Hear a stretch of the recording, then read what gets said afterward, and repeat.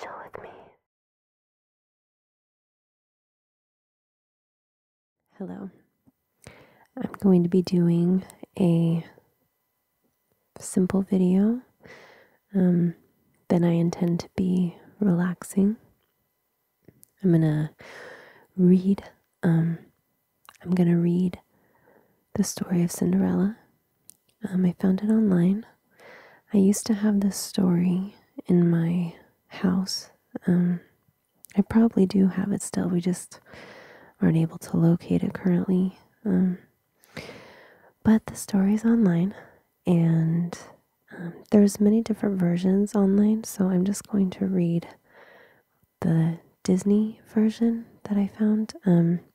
Some of them are a little bit difficult to access, but this one that I found was rather simple, and it's not too long. It's a lot like the movie.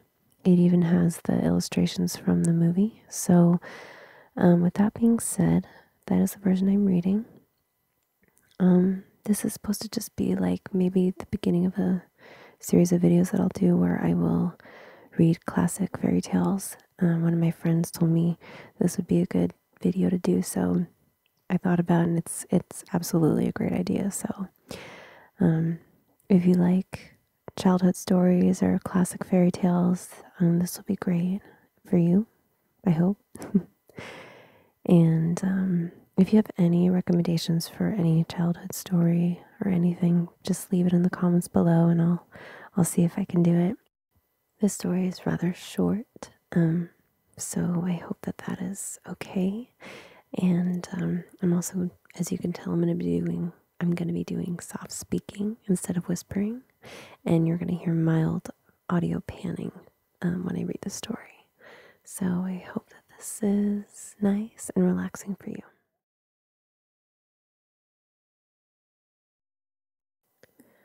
Cinderella lived with her mean stepmother and two stepsisters. She worked hard all day long, cooking and cleaning and washing dishes. The only friends Cinderella had were two little mice named Jack and Gus, a horse, a dog, and two birds. One day, the stepsisters are invited to a ball. At the ball, the prince would choose a wife. Cinderella helped the stepsisters get ready. Then she asked, "May I come too?" "You can't go to the ball," answered her stepmother. "You don't have a gown to wear." But Cinderella's friends, Jack and Gus and the birds, sewed ribbons and bows to one of her dresses. "Oh," said Cinderella, "it looks so pretty. Thank you, my little friends." The cruel stepsisters were angry because Cinderella looked so lovely. They tore at her dress until it hung in rags. Poor Cinderella. She cried and cried. Her friends cried too. Then a small woman appeared in a cloud. It was Cinderella's fairy godmother. "Bring me a pumpkin," she said. "I'll fix things." "Bippity boppity boo," sang the fairy grandmother as she waves her magic wand.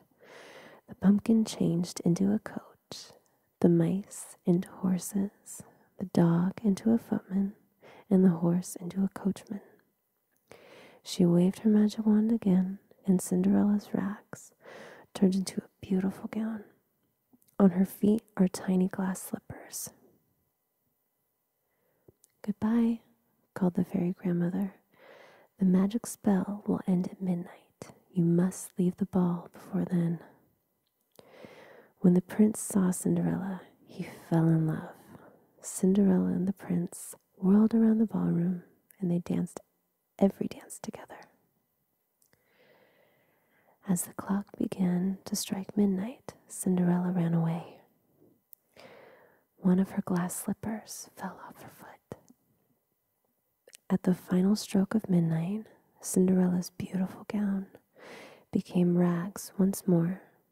Her coach disappeared too, and in its place was a pumpkin. But Cinderella was still wearing the other glass slipper. The prince looked and looked for Cinderella, but he only found the glass slipper Cinderella lost. "The girl who can wear this slipper will be my wife," he said. A Grand Duke was sent out to have every maiden in the land try on the slipper. Cinderella's stepsisters tried and tried to make the glass slipper fit, but their feet were way too big. Cinderella's stepmother locked Cinderella in her room so she can't try on the slipper. But Jack and Gus got the key and pushed it under the door. "Hurry, Cinderella," they said. When the mean stepmother heard Cinderella running down the stairs, she broke the glass slipper. "That's all right. I have the other one right here," said Cinderella, pulling the slipper out of her pocket.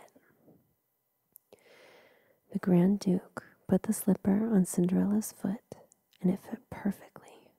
"Cinderella's going to marry the prince," sang the little birds.